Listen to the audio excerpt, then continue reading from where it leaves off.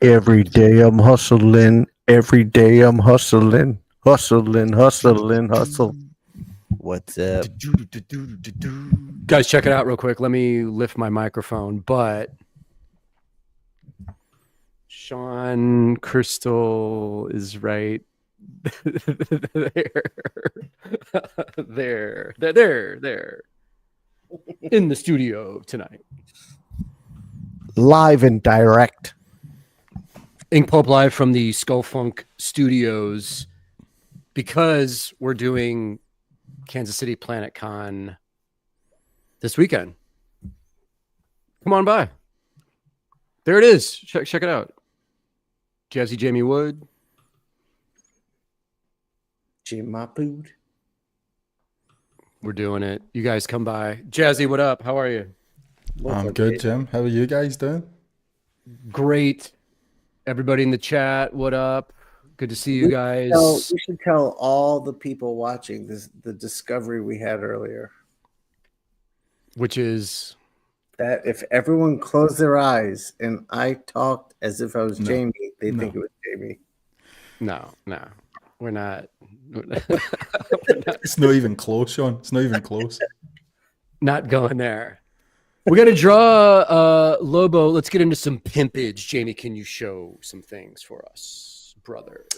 Shall we start with Shawn? Shall we start right? Always start with Shawn. Okay, people. Okay, here we go. I got to pick up my mic for this one. Oh, all shit. Right. My pre-launch page is up for my Kickstarter. Kickstarter goes live May 1st. Right now, my new sketchbook, not my new art book, my new sketchbook, Inkpulp Magenta, is free.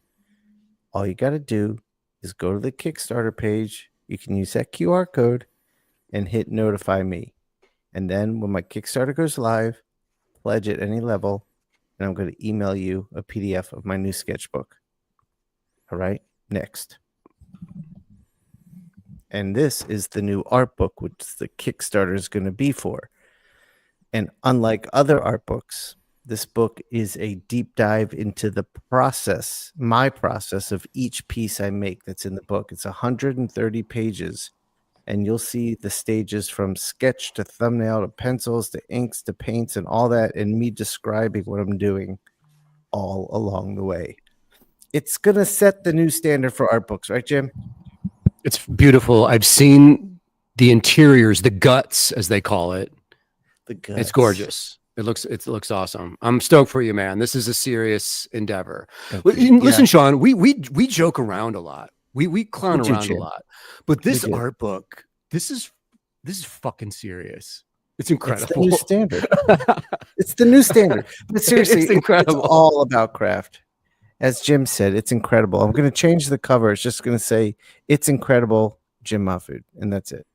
All right, but guys, please, I need everyone to be out there hitting the notify me button, and please spread the word. I'm at like 250 almost. I need to get to 1,000 by the end of April. So let's all you gotta do is hit the button, and that'll be that. And then right now, I've been talking to you guys about this for a while. Jake Parker and I have spent the past year and a half putting together the ultimate class in teaching comics.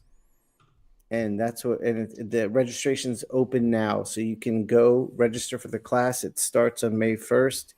And I can tell you, having my background in teaching comics, I haven't met someone that I would get behind their teaching except Klaus Janson. And I got to tell you, Jake has blown my mind with what he's put together for this class. So together, I can guarantee this class is a smash, home run, awesome educational experience. So please sign up. Jake Parker ain't no joke. Nope. And we're going to have Jake on here to talk about it soon. Jake Parker's like he's like the Big Daddy Kane of comics education. That's right. Here he is, RAW, a terrorist, here to bring trouble to phony MCs. There you go. Links for both the Kickstarter and the course are in the description if people want. Links for the Kickstarter. No, Shawn, no, it's all good. Let's cut that off right now. Anyway, real quick from my pimpage, Jamie. Ballpoint Slayer, guys. Available on my website, jimfood.com. Can you give me full screen on this real quick, Jamie? Just because I want to show people. If you order the book, you get snazzy drawing on the back cover. You might get Inframan and Little Rage Boy. This is like a new character for me. Inframan, Little Rage Boy, sexy assassin girl, octopus tattoo girl, and skull. Gotta have skulls. The weird bat. Speaking of weird bats, also the book is here, you guys. We're done. Shit. The fulfillment is happening. Many of you have probably got your books already. I think over 800 packages have been shipped out already. So my cover, Scotty Young variant. Look at that. Inkpulp, Shawn Crystal in the house. What Beautiful up? variant. Mateo Sclera, Jim Rugg, cartoonist kayfabe represent. And then the Mike Huddleston, the Destroyer. These things printed out gorgeously, and it's out in the world. It's happening. Yeah, guys. I've been looking at that today. It printed so damn well. The printing is incredible. Yeah, it's really nice. Really nice. We went through a lot to get you guys this book. The sacrifice, Jim. Tell us about the sacrifice. I just worked so hard. Put so much into it. Something's wrong with my audio. We're getting a feedback mentioning the audio. Yeah. Well, here's the thing, guys. I'm in Jim's studio, and so we have two mics in one room. So I'm trying to speak softly to help, but I don't know how good we can do. Actually, let me do this. What if I do this? Turn the mic. Can you hear me okay? Yeah, we can hear you. All right, maybe Jim won't catch as much audio. Maybe should I just shove it into my face more like this? Is that okay? That actually is better. I don't know what part fixed it, but that is better. Well, I just put it like in my face.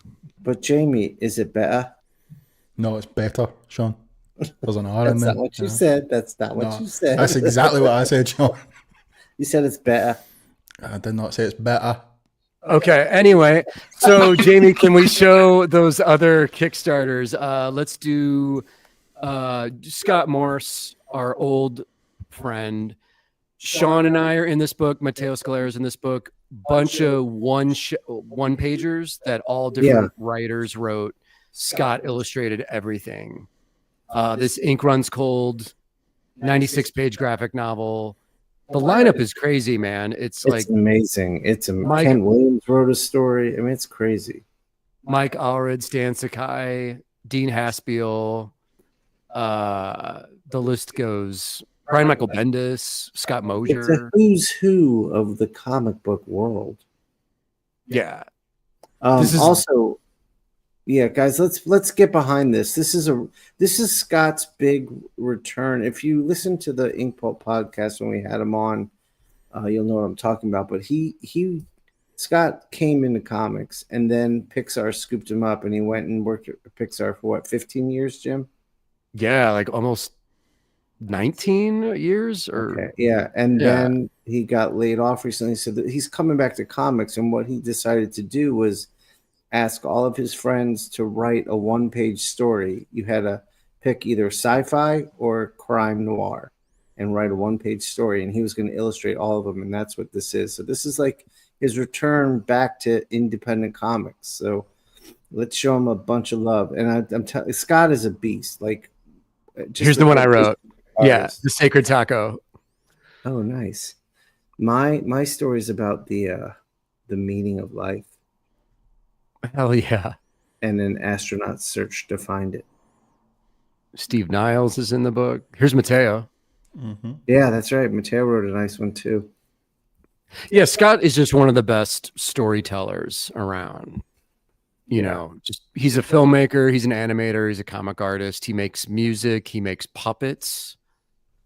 He's just one of those Renaissance men, jack of all trades. We did a book together in like 2001 called Voodoo. through Oni Press, teaming up my character, Zombie Kid, with his character, Little Gray Man. Really fun. Great stuff. Yeah, let's show some love to Scott. Yeah, it looks awesome. Link for support this one if you can as well. And then Jamie, I had just one more. My buddy John Saboynes, who's an awesome artist. I used to hang out with him when I lived in Arizona, and him and Shannon Denton, who was my editor on Miami Vice Remix at Lionforge, they're launching this book. Nice. And it just looks like a badass horror graphic novel, and John's an awesome illustrator. Check out that art, man. Yeah, it's cool. Monster Forge. Chris Pierce in the chat. Thanks for the super chat, buddy. So check this out, guys. This is in the description as well, if anyone wants to check that out and back. Yeah, that's good stuff. We also have this, Shawn. All right, so one of our community has created their own video game, and it's only $10. But he was chatting it up with me. I said I wanted to share it on the show. So he designed and, from what I understand, built the whole damn thing. Very cool. I'll That's put that awesome, link in man. the description. And then you going to show some? Oh shit! Yeah. Wait, who's this? I'll tell you who it is, Jim. You want to know who it guy? is? It's Eric Canete. No, it's not. It is Eric Canete. That's who it is.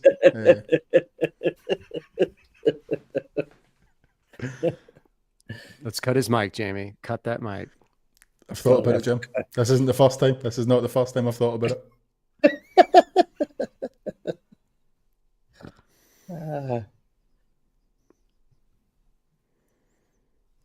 Yeah. So, guys, this is Eric's creator-owned book, Arc Athena. We've talked about it before, but I don't know if you've all picked it up. I have them. They're just incredible books, beautifully drawn, beautifully told, good stories, and the book production is insane. And they're hardcovers.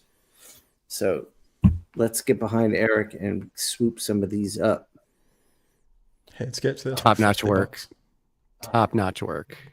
Yeah, Dave, don't talk shit. West Coast Dave, thanks for the super chat, homie. Awesome stuff. Did you have some stuff to show there, Jim? I did. Let's go full screen for one moment. If you guys are watching, I'm sure you know Kurt Burdick's work. Got the Power, featured on Cartoonist Kayfabe. I had these, and then I got issue 6 through. See, just real quick. Sorry, I'm gonna mute Shawn's mic because the echo is pretty bad. Just while you're talking about the echo is intense. There we go. Okay, but yeah, you guys should support Kurt's work. His book is hilarious. He took the death of Superman and then made a bootleg version of it, but then expanded the story into a full-blown comic book series that is so amazing and violent and ridiculous and over the top that it's worth checking out and worth celebrating. Nobody mutes my mic.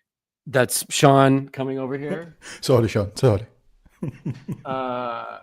We also got a bunch of mailbag stuff, and I'll hype this real quick just because Dan's in the chat, but Dan Goodwin sent me his new book, issue 1, Sundays in Space, The Destroyers, and I did the rock the back cover for this bad boy.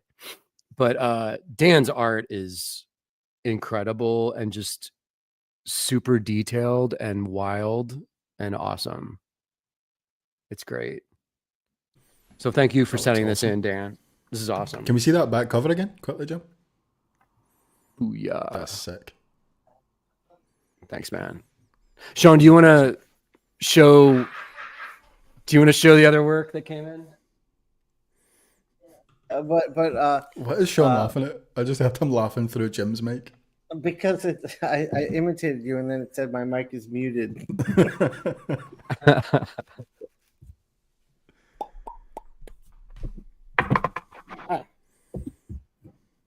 All right, here we go. So we got some comics to show. All right, nice pencils there, Shawn. Yeah. If anyone wants to download them, there's a link pinned in the comments. Good call, Jamie. Yeah, guys, my Lobo. If you want to ink along with me, pencils are in the link. Jamie provided. Was that an attempt? Was that meant to be one? It's not an attempt. It just is. Okay. Sorry. Yeah, that's what I meant. That's what I meant to say, Shawn. Sorry. All right, we got a dope pile from our good buddy Wesley Griffith, who makes these super awesome comics. The Jump. Great. These covers are amazing. The covers are fantastic. Yeah, and the books are great too. It's just the covers are. I mean, these are great comics. Yeah, he's great. He's awesome. But yeah, the covers have a real nice feel to them. So you've got the Jump and you've got the Beast. And Wesley gave me a little synopsis of what's going on. I don't know which ones he's talking about.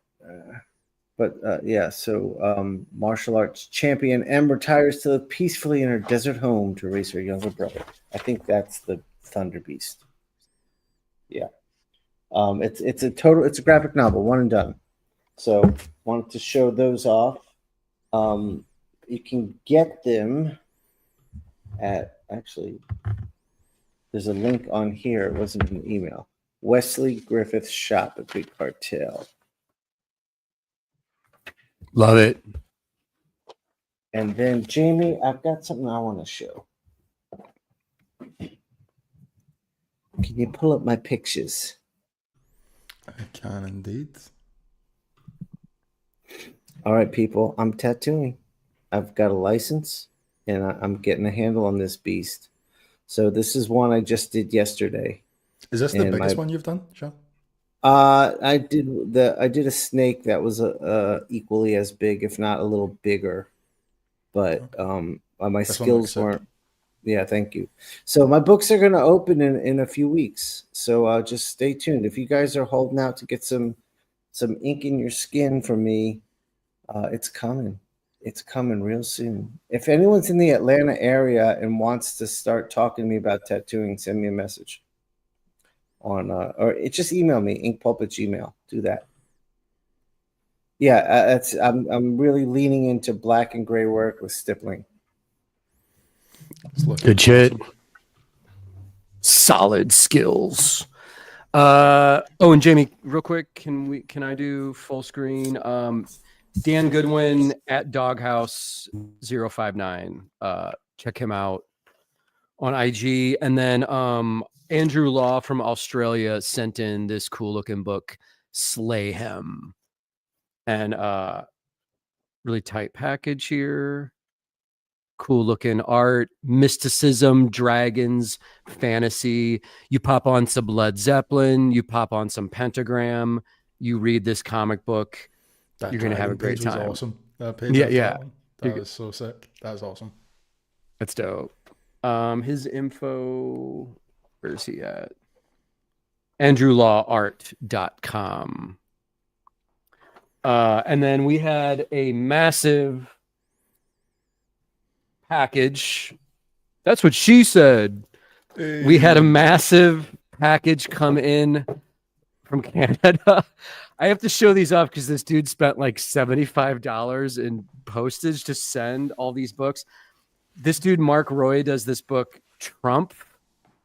And I mean, just looking at these covers alone, Dark Knight Returns. That's sick.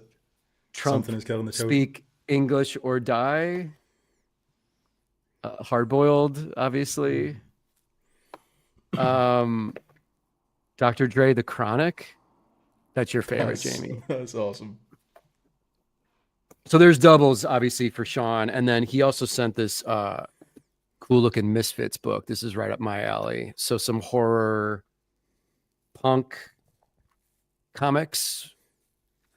But yeah, dude, this is an impressive package of work. markroyshop.bigcartel.com, Instagram cartoonist_CAC to check out Mark Roy and his crazy political. I haven't read these yet, so I don't know the level of like satire or rage that's involved in these books, but we definitely want to show them off, because I mean postage is expensive, and I was like, shit, this kid almost spent $100 sending us comic books. So Shawn, you're going to be taking some of those home, obviously. Word up. And then what are we doing? We got one more thing to say. Oh shit. We have a secret guest here tonight that wants to draw along with us. Secret guest? What are you talking about? I wasn't informed. We bring him in. Wait a minute, mate. This is the biz. I wasn't informed of no fragging guest. This is my show, mate. Who be coming into my show, Jamie? We've got a very special guest tonight. The one What's his name, Shawn? Eric Canete.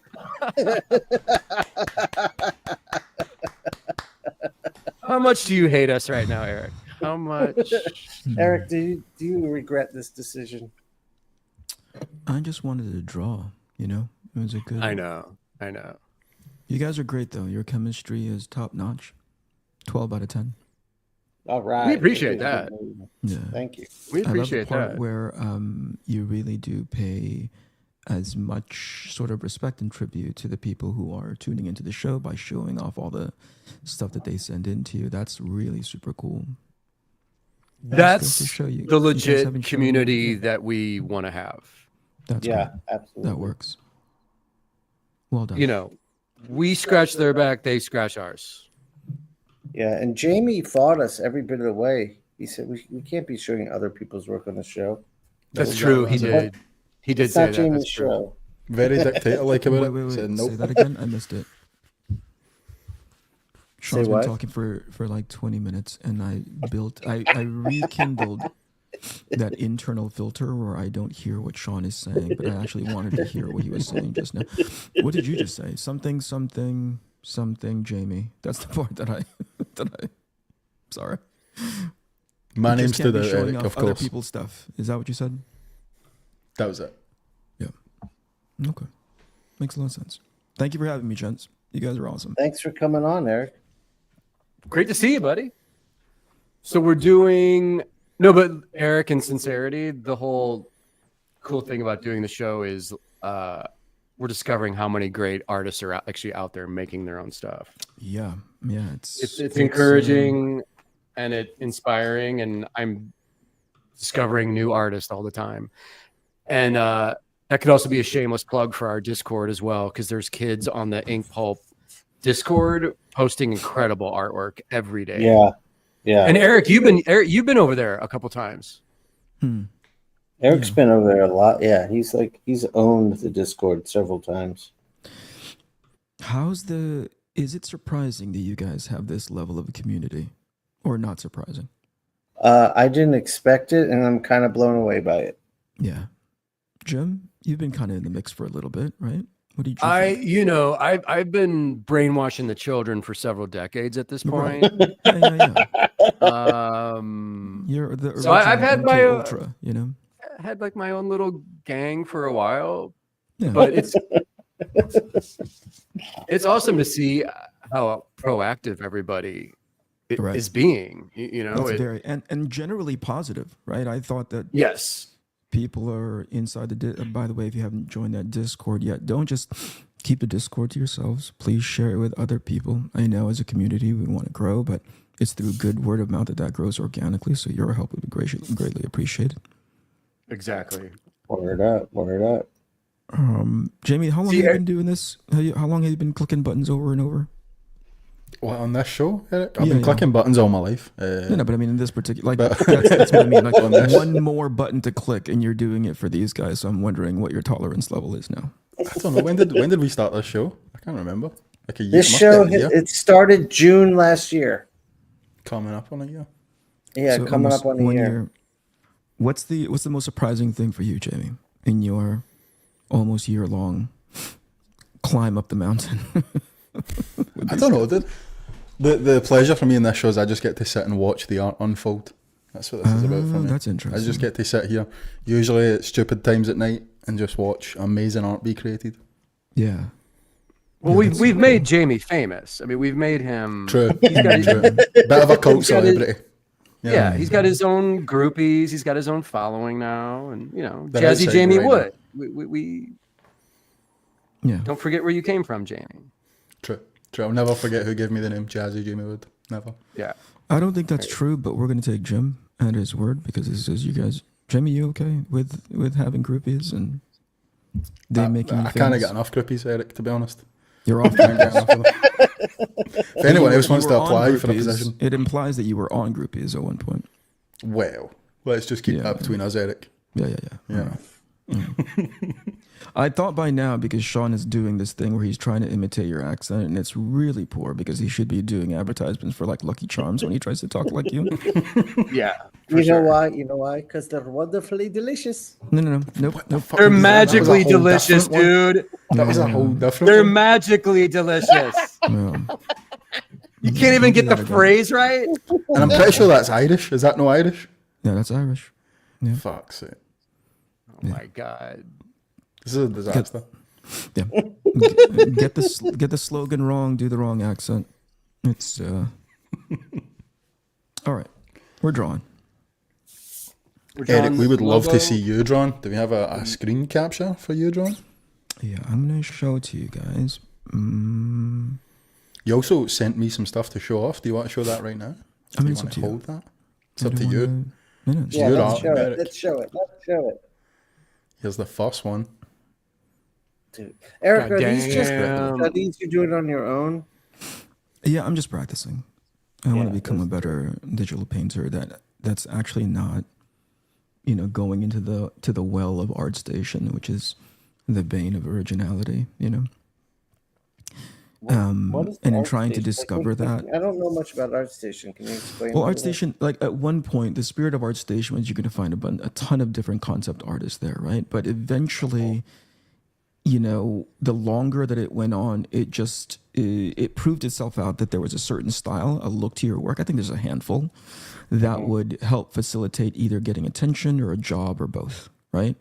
So very quickly, it became those very same 5 notes over and over again.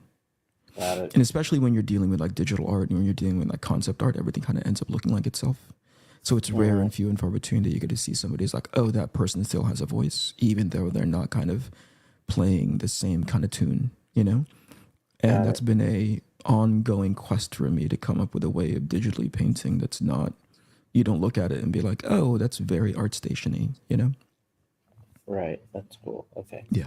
Yeah. I mean, that's not it sounds like a criticism, but it's from an organic place. That's how every place ends up becoming, especially when it comes to, hey, I want to either A, learn from somebody, or B, I want to get a job, right?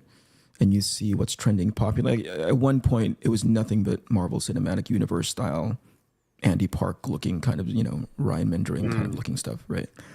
And it makes sense because that's the stuff that was making it out into the zeitgeist. That was the stuff that was super popular when it came to the MCU. And people are trying to get gigs or trying to get attention.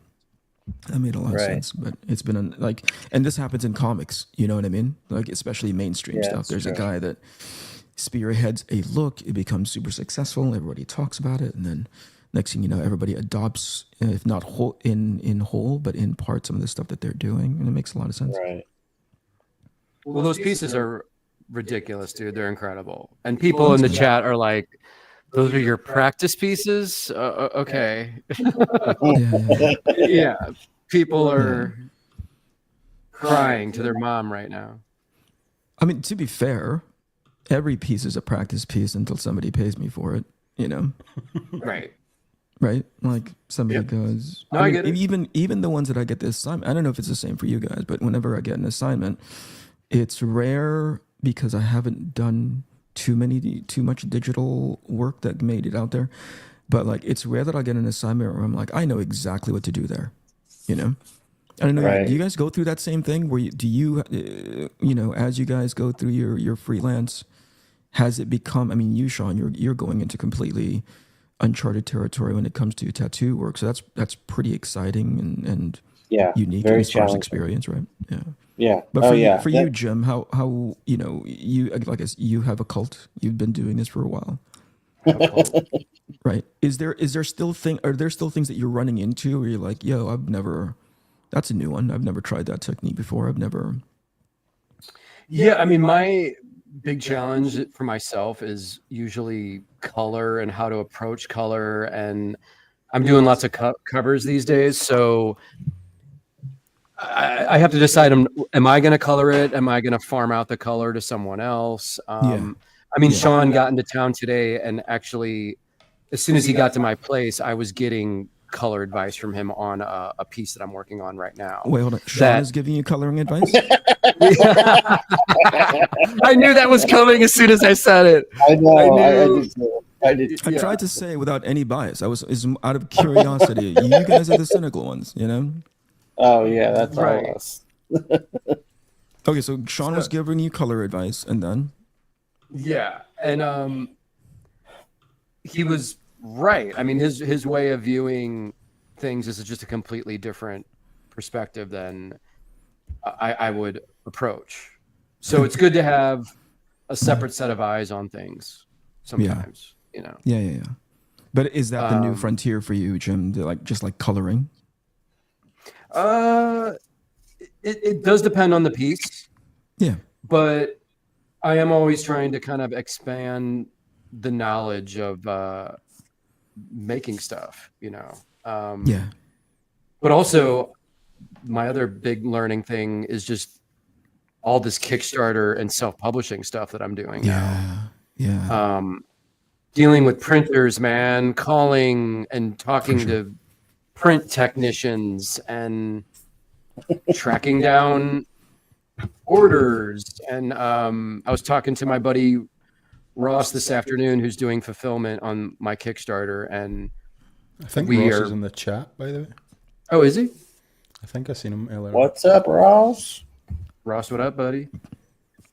But yeah, so I'm sort of always been doing my own thing, but in the last couple of months, I feel like I'm really becoming an actual publisher at this point. Yeah. So that of the frontiers, I'm gonna guess that's the biggest one.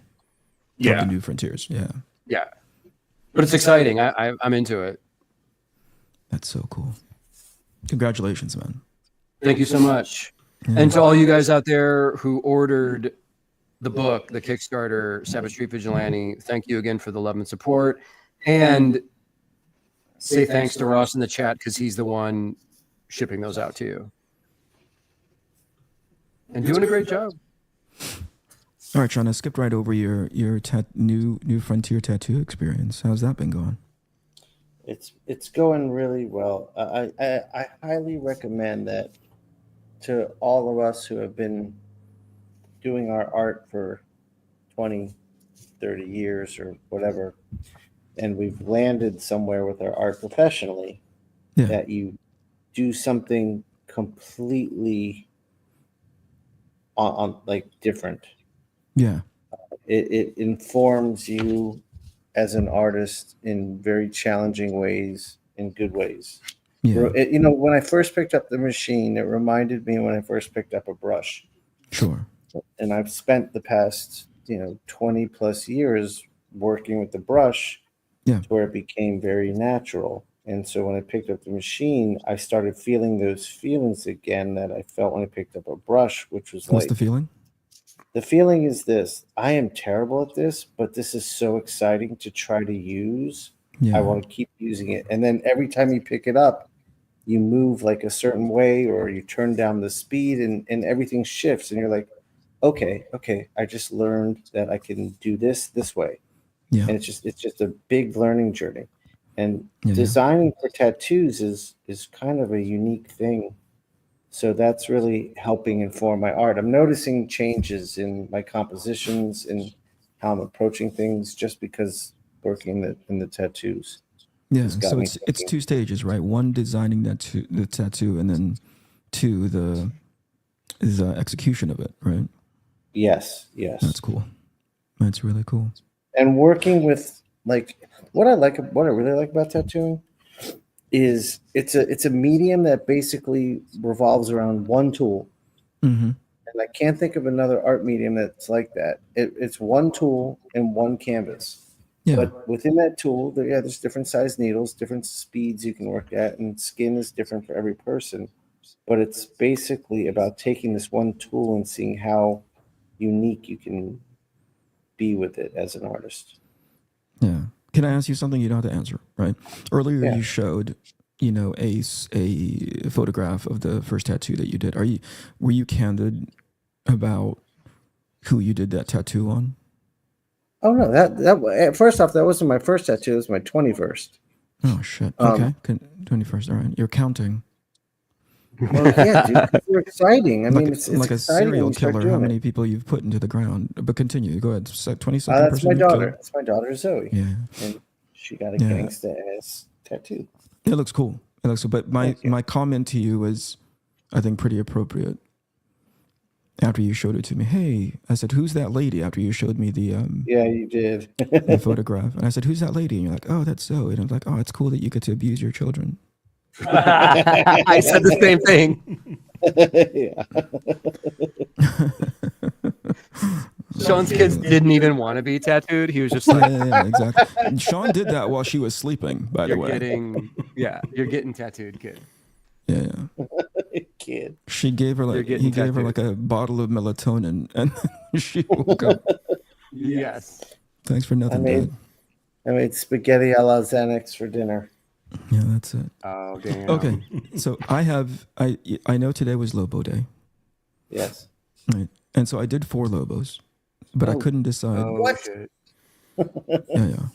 I can show them to you on screen, and then I can go to rendering them since I'm doing everything digitally, unlike you professionals who are doing things traditionally. So here's one. I love that Captain America pose, that old school. Oh yeah, my God, that's amazing. that makes me laugh every time I see it. Yeah, Here's the thing about amazing. that. People just ride Liefeld about that image, right? Yeah. And yet, as much grief as he gets for that one, that guy is still working. So I think his ongoing career is this wonderful, subliminal, if not obvious, middle finger to every person who's ever hated him. Yeah. So congratulations, Rob. Way to continue your relevancy in the comic. And on top of it, they make movies out of things that he created. So he's laughing all the way to the bank. Completely. Anyway, Big love that facts. one. Here's the other one. Although I thought it was kind of normal. That's dope. Great energy. It's just- I like that one. It's just kind of whatever. Here's the third one. Oh, that's the one. Oh, That's yeah. the one. And I think That's I may go with that one. I think this is the same one. Oh, no, it's a completely different one. Anyway. That's I think great I'll do too. this one. Oh, that's really nice. Yeah, the third one, that's the winner. Yeah, I'm with Jim on that too. Yeah. Damn, dude, I want to ink that one. I wish I could have got the pencils for that in advance. You tell him, Shawn. Shawn, you didn't want to do your pencils. You wanted to do my pencils.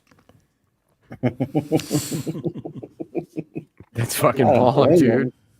I don't blame him at all. I can say so. All this stuff that's in this particular folder inside my iPad is the stuff that's going to be going up on my website. I've gotten completely tired, if not disenfranchised, with modern social media. So from here on down, I'm just going to go bring it back old school and start going back to my website and start blogging there.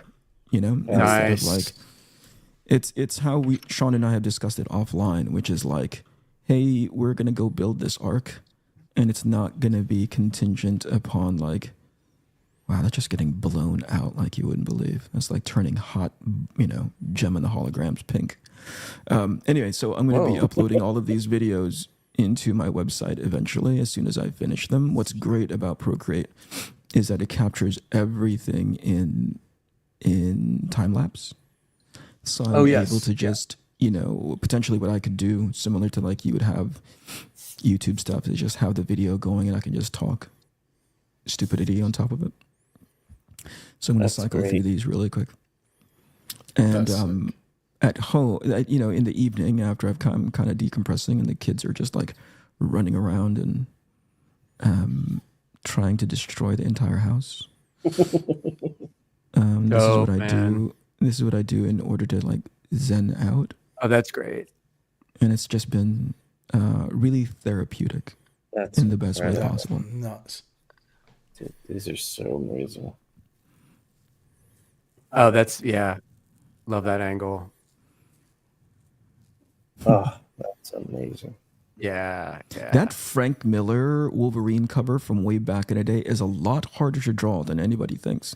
The thing is, if you were to draw that cover structurally, it is awful. Sorry, dude. That guy is freaking awesome. He's Frank Miller. He's Dark Knight. He's like legend. But if you were to like draw through that cover, in order for him to make that pose work, it is the kookiest anatomy. And that's coming from me, who draws the kookiest anatomy, right? Like, it is the kookiest anatomy you will ever try to like reconstruct outside of the borders. In the borders, it makes a lot of sense. Claw, finger, pulling at you, come hither. But outside of the borders, oh boy, it's a mess. Oh, this is oh gosh, who's the guy that picked up Cable after Liefeld had left? And I decided I wanted to go re-ink it. Oh, the dude who did kind of the Kirby look? Kind of. It was Ladrone? Is that Ladrone? No, not Ladrone. It was somebody else who didn't have those chops, but like was kind of riding that wave of 90s looking art, but they didn't quite have a handle on it. It's an old school. If I said something like Herb Trimpe or something like that, it would be of that era kind of guy who just tried to continue to be relevant in an age which the style had already surpassed him, which is Herb Trimpe did that. He tried to do the 90s thing. I don't know. It might be. I don't recall who it is, but like definitely that person, that era. Ian Shawn's thing that was from one last of week. the guesses we got there. No. If they had said if it was Ian, I would know for sure. And it's not RT Bear. Anyway, I'll cycle through this and then I'll. It's great stuff, man. And then I'll get to what do you call it, man? I'll get to rendering Lobo. I like that. That dark Black Widow with. I like a good ass. I like that Black Widow showing off her butt. Like I said, practice. That was a tribute to me. That was like I think you were drawing that for me. Jamie, I don't recall if this is the one that I said I'm going to ink that for you, or if there was another one. I think you sent the two in. You sent that and then a different one. Yeah. It just dawned on me why Jim and I are so good together. Because you represent one ass cheek and Jim represents. It's our shared love of the ass. All right. Ain't no G thing. I don't know. That's like if you must make a reference. Oh, yeah, I was watching the Hulk Hogan documentary or the Vince McMahon. Oh, that was awesome. Yeah, I love that documentary so much, man. That was it's so incredible. Good. It's incredible. Do you think he was fake crying? Do you think he was fake emotioning? Like tears. Yes. I think his whole thing is an act. Like his whole life is just an act. Yeah. And for that documentary specifically, though, right? Like, he was definitely performative in like some of the stuff that he was doing. Well, can you guys hypothesize on what's going on with his face? Is it just too much? Is it a facelift? It's falling apart from plastic surgery. I think his face is literally falling apart. Yeah. I think so too. Oh, this is the other one, Jamie. That's the one, dude. That's nuts. That's awesome. That angle is crazy, dude. That's so cool. All right, I'll ink it, promise. John Beatty art asks, are these digital, Eric? The answer is yes. Yes, they are all digital. And is that John Beatty, the world famous inker? Yeah, I think that might be. It is. Holy What's shit. up, John? John, I'm a huge fan of your work, man. Yeah, we did a whole show gushing over the Mike Zeck book with your inks, the artist edition. It is John. Holy shit. Yeah, man. Oh my god. Respect. Yeah, John's been a big fan of all the Inkpulp podcasting stuff for a while. Holy we shit. always talk about it. Okay, well, John, come on the show and draw with us at some point. Yeah, Don't do it, John. Between Michael Golden and Zach, you got some We're stories. putting you on the spot. You don't have to commit to anything, but it would be awesome to get your knowledge. Because man, his inks on Kelly Jones, Oh yeah, the Kelly Jones. Batman It's an entire library is full of just, like, unbelievable. people, you know, like who hasn't he at one point, right? Who hasn't he sort of like embellished on? Yeah. Yeah. Unbelievable, man.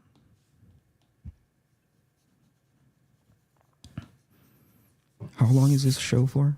An hour? 6 hours.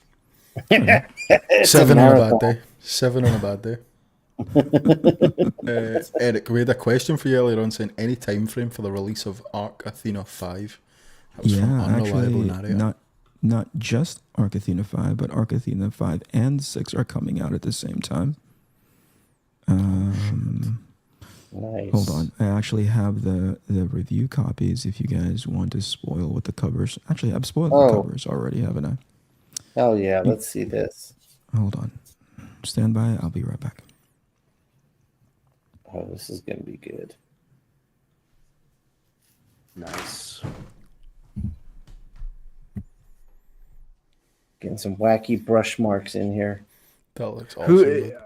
Oh man, who out there is inking Shawn's pencils? We got some folks. Yeah, I already had like 3 people in the past week like ink it to a finish, and I reposted it. That's awesome. You guys need to keep an eye on Shawn's stories if you want to see these pencils as soon as they're out. Yeah, if you guys ink from my pencils, I put them on my story the minute I see it. That's instant exposure, you guys.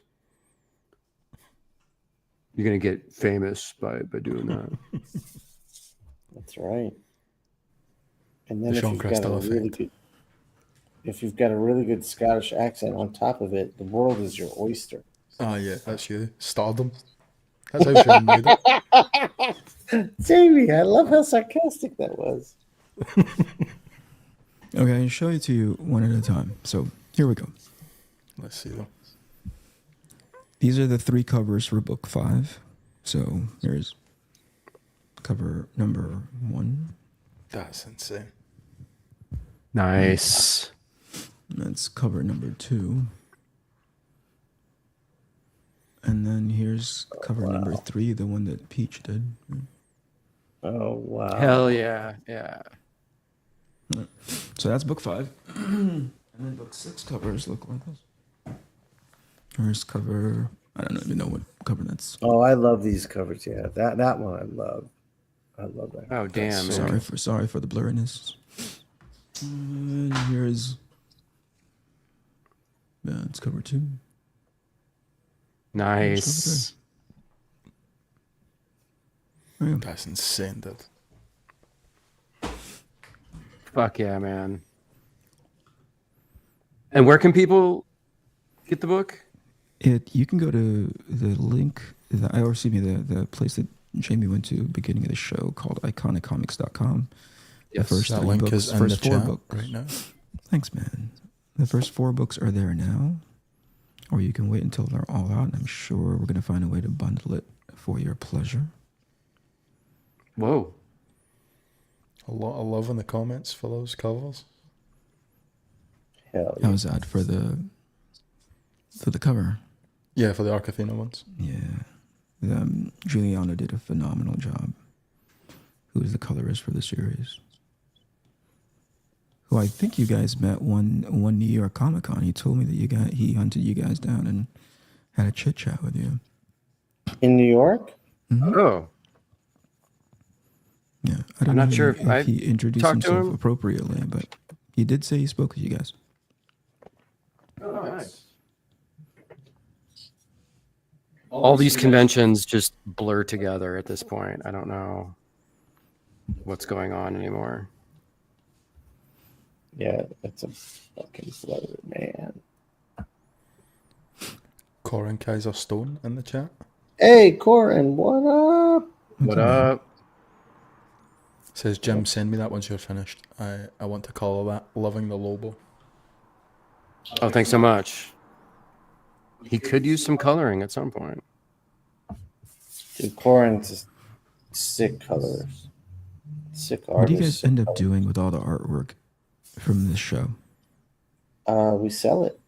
I've sold probably half of my pieces. Really? Yeah, I have to. OEX like wiped me out of all my live drawings. What did? Oh, yeah. Okay. OEX. That's great. Yeah, it's a fun way of getting the work out there. Bring it to a show after the fact, or we had Bob Fingerman on, and I wound up trading. We did Fritz the Cat with Bob Fingerman, and I wound up trading so cool. originals with him, which was fun. At a show or during this one? No, just last week, last episode. Yeah. Oh, that's wonderful. It was a real fun one. Which one did you get, Jim? Because you drew like 6 pieces. He just hit me up and told me that he's mailing me everything, so I haven't actually got it yet. That's all. But right.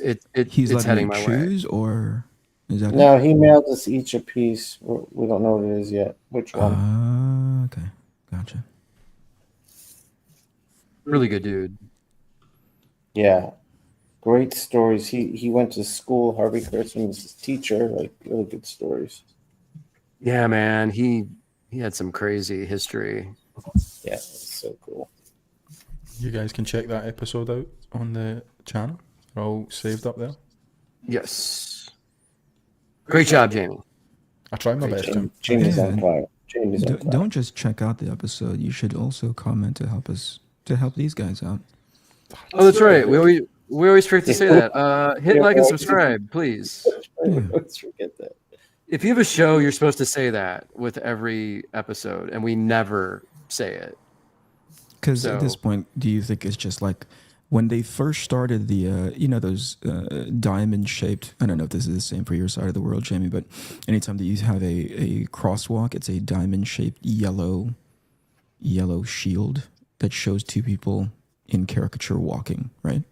What is it in your neck of the woods, Jamie? What's the crosswalk sign? I'm trying to think. See, I'm thinking we don't actually have. See, over here, I'm pretty sure. Like, I've not thought about this since I was a kid, but they were called pelican crossings. Okay. I don't know why, but it was like the zebra stripes on the road, and then there was just like flashing orange lights. There was no silhouette. Was there a sign involved off to the side that said, "Hey, pay attention"? No. Okay, so they said, "Screw you, kids. We're just gonna let people hit you." Pretty much. In this side of the world, it's a diamond-shaped sign, right? And again, there's the caricaturized people walking across the street. Now because that's been around for so long, at least one version of that color, right? Which is this, I don't know, school bus yellow. Mm-hmm. It just became invisible to people. Does that make sense? Yeah. So like it's been part of the landscape for so long, people don't even see it anymore, So in recent times, by recent time, I mean like the past decades, they actually switched up that color to be more neon. And so people started paying attention to it again. Fast forward to a decade later, and now people aren't seeing it anymore again. So they're going to switch it back? I don't know. They might switch it to hot pink for all we know. But the whole point is like, it's just become so part of the geography.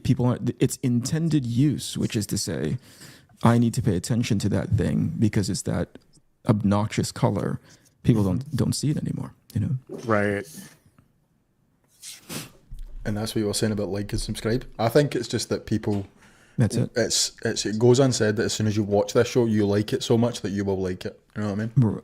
Yeah. They're just that confident. Yeah, that's kind of interesting to think about. Like, you wouldn't have to.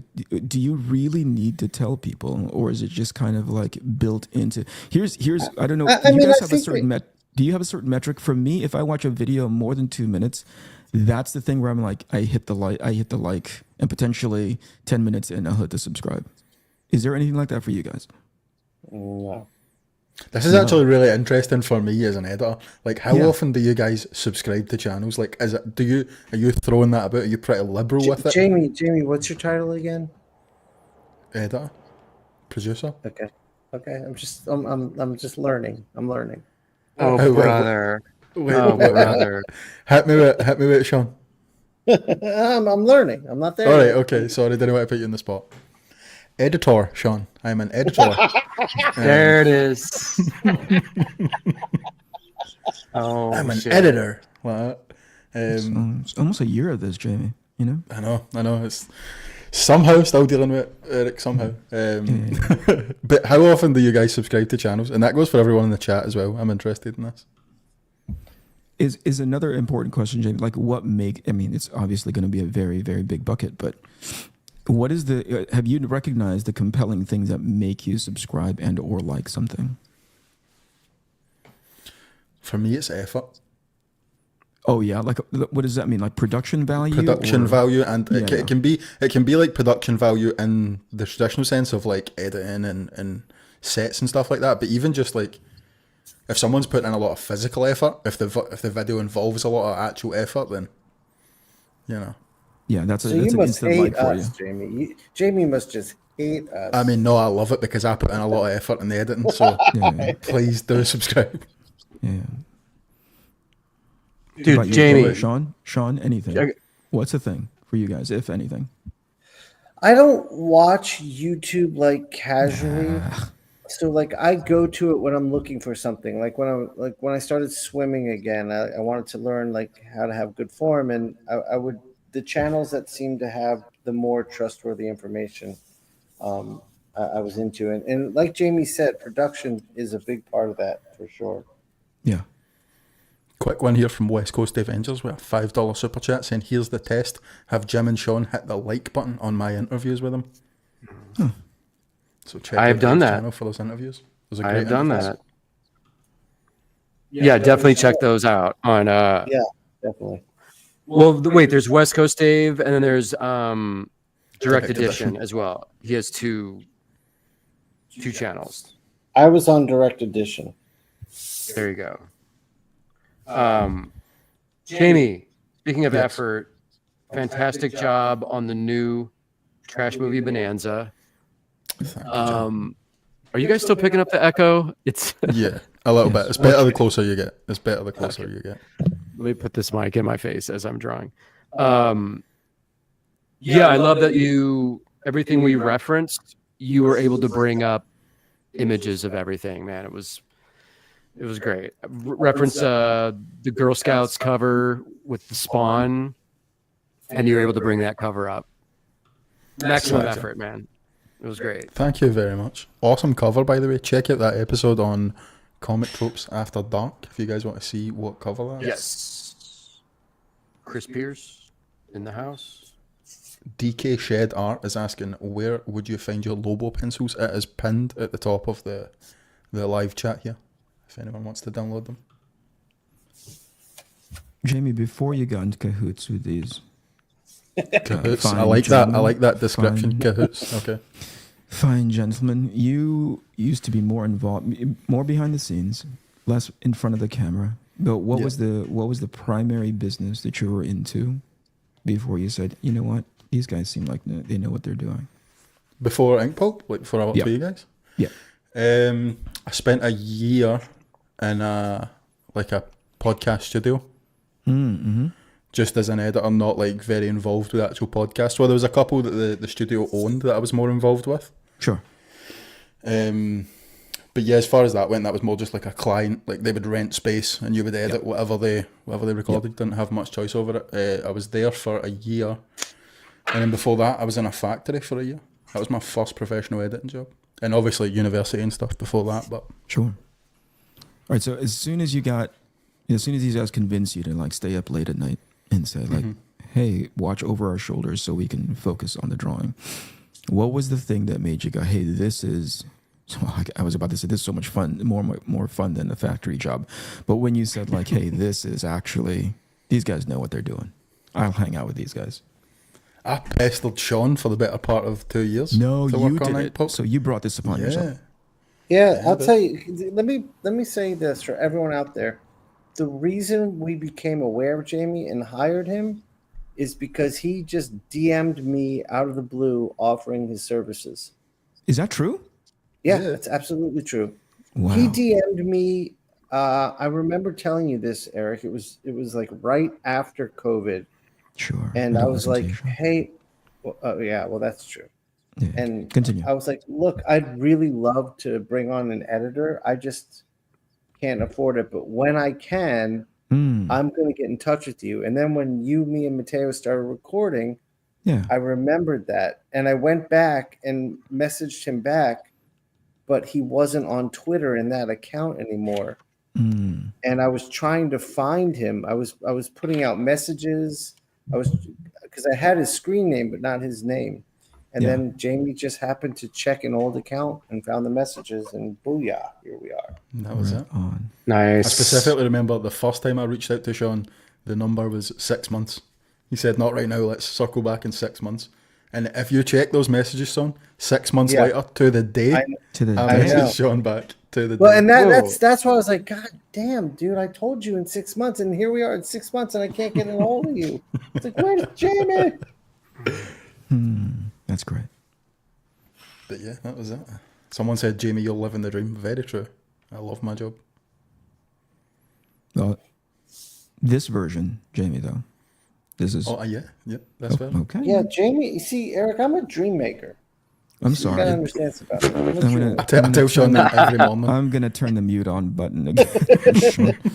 Jamie said to me, my dream is that I can get so busy doing freelance editing for comic book podcasts that I can leave my job. Yeah. And sure enough, thanks to the... Are you, what, if I'm hearing you correctly, you're taking credit for that? Yeah, for the sake of comedy, yes. Nah. The sake of comedy. Yeah. But even outside of that, for these yucks, for the comedy, we made the kids' dreams come true. We made the kids' dreams come true. Come on. For the comedy. I'm a dream maker. You know what I'm saying? Outside of that, though, that is how I started working with Jim as well on Trash Movie Bonanza through Shawn. Sure. Oh, yeah. That was, it's like, hey, we got an editor. We can make shows now. We can put our weird shit out there. Why not? Just go for it. How's that been for you, Jim? It is now, wait, don't tell me. 8 months? Yeah. I mean, it's brought us a whole new community of people. Yeah. You've been doing it for 8 months, a whole community of people. Not this one. I'm talking about Bonanza. Oh, yeah. That one is super fun just because I blended my crew, my audience with Chris's crew. So Chris has a huge built-in audience. Sure. And we just all have a blast talking about these movies and then joking around and having a good time, Yeah. But that's built its own following, its own audience. So I have people now that DM me movie ideas, movies that they love. I have people at conventions that stop at my table that want to talk about B movies and cult movies and stuff. So it's just a way to bring people together and create conversation. Yeah. Now that seems to be pretty consistent with what's happening here too, right? Or just generally in podcasting, right? Oh yeah. And live streaming, yeah. I'm so Jim, freaking proud of you speaking guys. I'm so proud of you guys. You guys are you guys are adults. You guys are Jamie, you know how you're always like saying, and I look, to be honest, I don't agree that Jamie lining up with me is the reason he was able to leave his job. He was able to leave his job. Shawn, nobody agrees with that. I'll defend Shawn here. I tell Shawn that all the time, and it is factually correct. What? But I think Jamie's work ethic and skills and all that other reason. Okay. Anyways, what Jim, I was going to say to you was, I meant to tell you this because we're always trying to figure out what to watch when I'm visiting you. Like, what trashy movie should we watch? I had an idea, Jim. I had an idea. Yes. When was the last time you watched the Tales in the Crypt show? Tales from the Crypt. I love that movie. show. Yeah, me too. But when was the last time you watched it? The HBO series. It's been a while. There we go. We're watching episodes of Tales from the Crypt. We'll revisit that for sure. There's the Christopher Reeve episode. Do you remember that? No, which one is that? He has a is it a bakery or a deli, and he's selling human body parts. Yes, that sounds familiar. There was awesome. one there's a bunch of them I loved, but one I really liked. It was like around the time of Pulp Fiction. They did this like liquor store robbery episode, and it's Ewan McGregor in it, and a couple other people, and you find out that Ewan's the zombie, one of them's a vampire, and one of them's a werewolf. I like that one. It's been a while, man. And then there was do you remember the Don Rickles episode? Oh yeah, shit. With the ventriloquist? That was a freaky one. Okay, we'll pop those on. Hell yeah. This is the whole thing. I'm interested in all this for your guys' perspective as well, but like, because as much as Shawn brought me into like comic book podcasting, Shawn kind of dragged all you guys in as well. So right, but so my point to that, you just reminded me, Jamie. My point to that was like, Jamie, you always credit me. I have to credit Eric because he was the first person to get behind this idea I had of doing a podcast and supported it wholeheartedly. I wouldn't put it like that exactly. I would. Here's the real. Like Shawn said, "Hey, I'm bored out of my mind. I'm not really doing anything, and I don't have enough money, at least as much as I used to, for crack and whores. What else can I do with my time?" Oh yeah! Thank God we're back in the crack and whores, Shawn. And I was like, "Who is this? Stop calling me." And he's like, "This is your friend, Shawn." And I said, all right. So some guy is reaching out. It sounds like he's in pain. Let me talk to him for a little bit. And then he says, what do you think? I'm thinking about podcasting. And cynical as I am, I was like, oh, this was a question, but it's in the way that I said it. It sounded really bad. I was like, you have something to talk about? Like that. And then Shawn was like, what do you mean? Right. I got plenty to talk about. And I was like, all right, put your money where your mouth is. And he's like, well, do you want to be on it with me? I'm like, seriously, who is this? And why do you keep texting me? And he's like, do you want to be in on it with me? I'm like, well, what are we going to talk about? He's like, don't worry about it. He says, don't worry about it. I'll do the talking. You just kind of sit there. And I was like, oh, okay. And that was episode 1 of just Shawn droning on. And I think that was the origin. We're going to need an editor. We're going to need to. That was 4 hours long. We're going to need somebody to chop this bad boy up. Holy shit. Shawn, is that track right with you? Or? No, that's not at all what happened. But okay. All right. Listen, I'll let you have agree to disagree. Quick shout out to Fair West Coast enough. Dave for another $5 super chat saying, giving all 4 of you credit for continuing to inspire what I do. Ya bastiches. Thank you so much, Dave. Thank A you. nice callback to the Lobo episode, too. We love you, buddy. We love you. Thank you, Dave. Much love. Much love. Hell yeah. Eric, did you meet Dave at OAX? I don't think I did. Maybe. I was talking about that. I couldn't remember. That was a pretty whirlwind show Yeah. for me. Yeah. With a ton of stuff that I couldn't afford, which broke my heart. Yeah. That's when all Eric's groupies came out. What's that?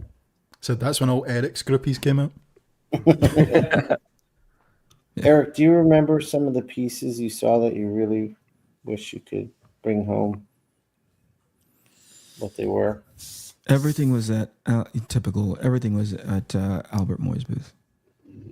Oh yeah. And that's a bad place to be if you have money and or if you don't have money. Yeah, because he's got crazy a promise. You know what I mean? It's like, or like, you wish you had this. There was this one, and you guys know this about me, but if not, I'm a huge Mobius fan. Oh yeah. And just to be, I don't know, it's few and far between that I get to see an original piece of art where I'm like, holy crap, that exists and it's right here in front of like you. The only way you've ever seen it is in like magazines or in its printed form, or online maybe on Pinterest or something, you know. But to see it in real life, especially a Mobius piece, as I did, it's awe-inspiring and humbling. It's something magical. Yeah, it's rare that I still feel that, but with pieces like that, or like it's like Frank Miller stuff that I saw, you know, old school Dave Stevens stuff that I saw. I was like, oh yeah, Dave Stevens. Yeah. Damn. And I had asked Albert if he had any Alex Raymond. Oh wow. And just to see any of that was ridiculous. Again, what did he have super inspiring. Of Raymond? It wasn't. I think it was it X9 that he had in there? He didn't have any. Nice. No Flash Gordon. No Flash Gordon, but I didn't like that version of Raymond anyway. I like the. Oh gosh, he had like eras, didn't he? Flash Gordon was one of them. Yeah. But there was another one. There's Secret Agent. The Secret Agent X9, and then Rip Kirby is the one that I love. Yeah. Oh, dude, have you guys done any like? Have you guys spent any time looking at Rip Kirby stuff? Yeah. On this show to show it to your. Oh no, dude. It's a freaking education how good that book is. Just how good that line quality is. And the thing is, like most of these guys, right? They start off in advertising.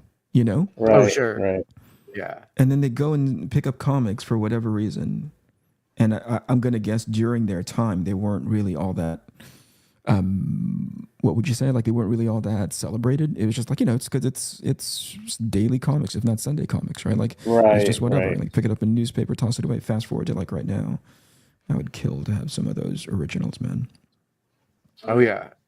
Well, yeah, because I mean, illustration and even comic strips were where the money and the sort of fame was. I think with comic books, it's even like true today, where you had to really just love it and want to work in it. For sure. But a lot of those guys, I mean, even Jack Kirby worked in animation for a while, and right. I mean, before right. Yeah. Jack Kirby was working on like the original Popeye cartoons before he. Crazy. Was he really? I didn't know that. Yeah. Mm-hmm. As a character designer, or I think he was an in-betweener. Wow, crazy. Someone in the chat will know. So there'll be a Kirby nerd in the chat. Maybe West Coast Dave knows. But it's interesting to hear what people did before comics or why they went to comics. You know. Sure. I think for Kirby, obviously, he was like, well, this is just where I get to use my incredible imagination the most. Yeah. Yeah, for sure. Nathan Campos says in-betweener. In-betweener, yeah. Yep. Yeah. That's nuts. Can you imagine? I'm curious to see what those drawings look like. I know. Knowing, you know, his stuff is so easily to identify. I wonder if he had the ability back then to capture that very specific line, you know, or that very specific look. Yeah, because I think when you see Kirby's earlier stuff, like there is an era where he's not Kirby yet. Oh yeah, give me an example. Yeah, I mean he did like even his romance comics. They're much like softer. Yeah. You know of the era of that era of romance, right? Yes, because I mean, technically, he was kind of credited as one of the inventors of romance comics. Is he really? I never knew that. Yeah, that's cool. Which is ironic because so many people talk about how Jack didn't draw attractive women. That's like, dude, the motherfucker helped create romance comics. Of course, he drew pretty girls. What they mean is, when they see his 70s stuff, like New Gods and stuff, everything becomes very square, like square shaped. Right. And I think people associate those women drawings as being butch or less attractive or something. But definitely indicative of what his capabilities were, not necessarily, like, you know what I mean? They don't assume that, or they don't take into account that maybe this draftsman can actually do other things outside of the, you know what I mean? Like they just Right. pigeonhole him to be like, hey, he's the guy that draws boxy people, you know? Yeah.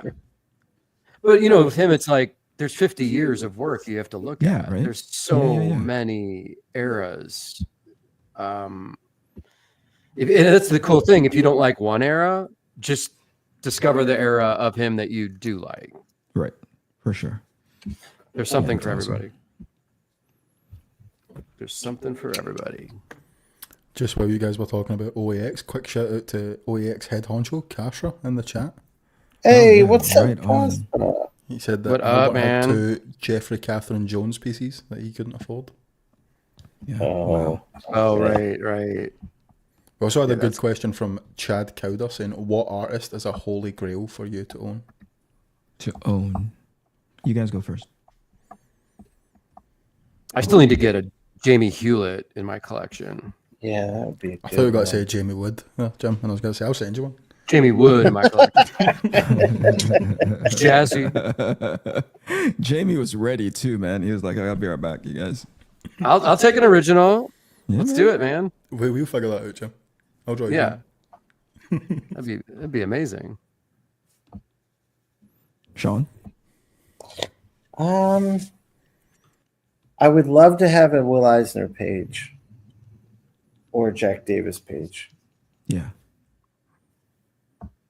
Man, yeah. For Yeah, me, it would be And Carl if- Barks.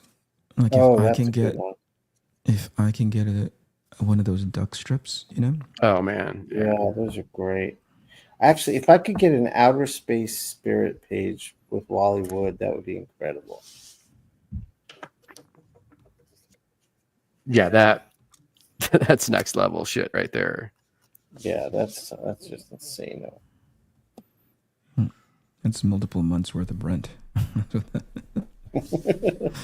I think it's a house. It's Several house payments. no mortgage. It's just a house. Yeah. Kind of following on from that, I would like to know, like, you guys own a lot of original art, obviously, so what's one piece for you that is, like, the maddest thing that you own? You know what I mean? For sentimental reasons or for, like, what artist it is or whatever, but, like, what's your biggest piece that you guys already own? Shawn. Jim. Well, for me, it's for sentimental reasons. I have a really nice cover that Eric gave me. I have page 2 of Black Science that Mateo gave me.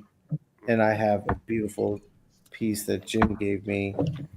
And it's most of the art I have is done through trade. So it's like cool to have it, but then it's even cooler to be like I know that artist and they gave this to me. It makes it more personal. But Yeah. I have a Kevin Nolan page I love. That's one of my favorite pieces. Jim. Yeah. Bill Sienkiewicz, James Brown painting is a special one. You got that at Como. That was a trade to Albert Moy in Como. The 4 foot tall Ashley Wood painting Yeah, that's is insane. What the heck? You have Super a 4 foot special. tall Ashley Wood Yeah, let me- painting. I can show that real quick. Hold on. Yeah. Let me switch the camera. Yeah, I got to tell you, Jim, Zach still is just like, can't believe Jim has a giant Ashley Wood in his house. It is right there. Holy cow. That's sick. What's the context behind that So painting? the context is the best part of it. Yeah. Is in 2007 I convinced Ash to show up to our live art party. Eric, did at you San see what he Diego did there? Comic-Con. I, Eric, saw- did you I, see I what- was going to bring it up to you, dog. Okay. Okay, I go got ahead. it. I'm just telling a story. I'm just telling a story. About Yeah, Ash. but you went first name with him. You know what I mean? You went like familiar Right, with first well, name. All right. yeah. continue. Jim, don't let these We're all guys friends. bully you. You and Ash are We're all all good. Don't worry about it. Yeah. Friends. Oh, now Jamie knows Ash. See, I need to take Jim's side. It can't be a 2v1.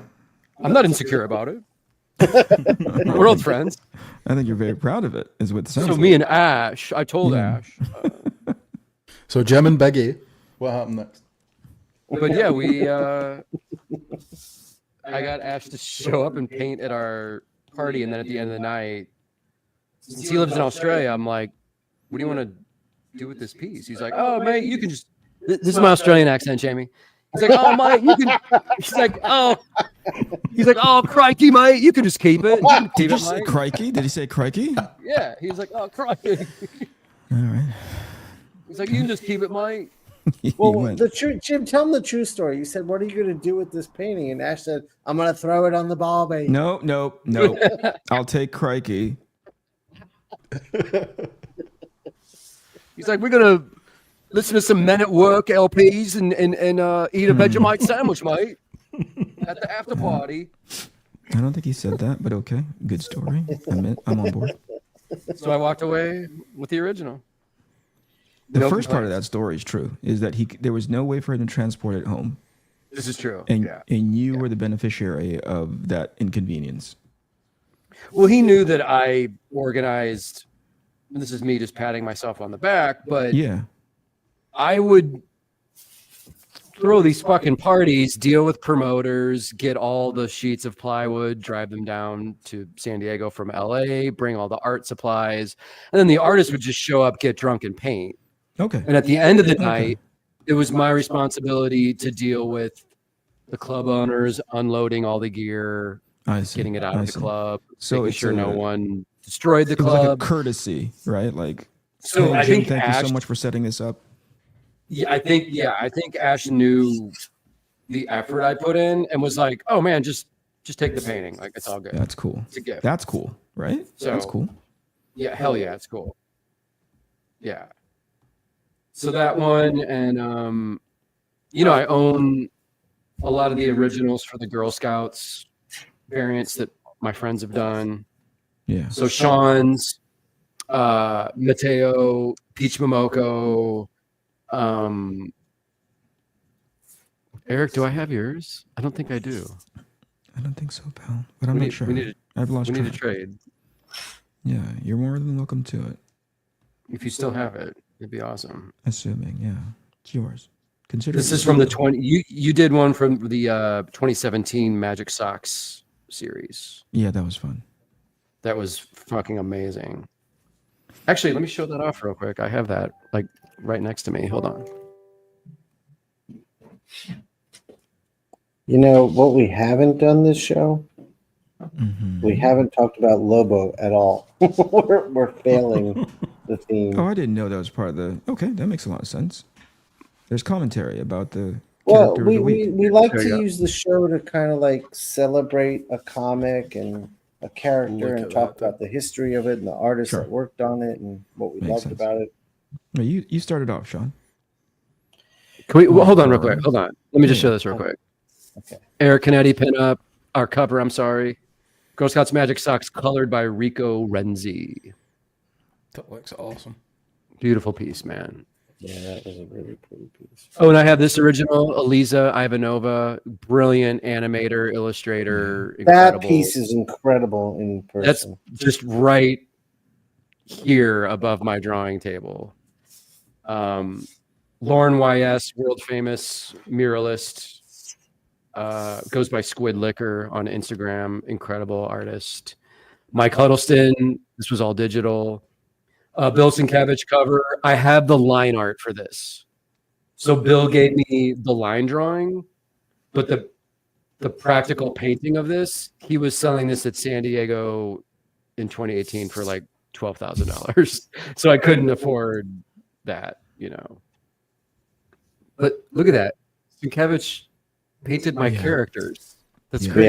Yeah, That's insane. Respect. That's an all-time. So I'll put this in a feather of my entire career of like, that's probably one of my greatest accomplishments. Like I got To get- Bill Sienkiewicz Yeah. to do a full color, full-blown painting of my characters. Yeah. yeah, it's amazing. Scotty Young. Look at that. So yeah, so owning the covers of my actual characters by friends of mine, super fun, man. Really cool. Pretty surreal and right? In a Oh way. yeah. Yeah. So Shawn, sorry, Lobo. Let's talk about it. Yeah. Talk I about was it, going to Shawn. ask. I was going to ask Jim because Jim picked Lobo, and I mean, I love Lobo. I have a really fond history with Lobo, but I was curious what made Jim pick Lobo. Love the character. Wanted to do that accent. Love the biz. And I knew he'd be just super fun and over the top to draw. It's kind of a no-brainer. Yeah. I do you remember the first time you read a Lobo comic? Oh yeah. Actually, let me grab some shit real quick.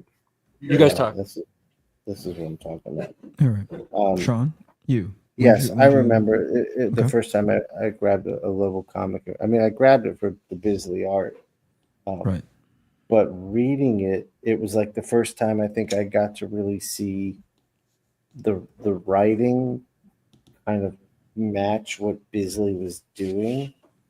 And the tone of the book was just everything I loved. Just senseless, over-the-top violence, sex, pure comedy, violent as hell. Just for a young 17-year-old Shawn, Yeah. it was the bee's knees.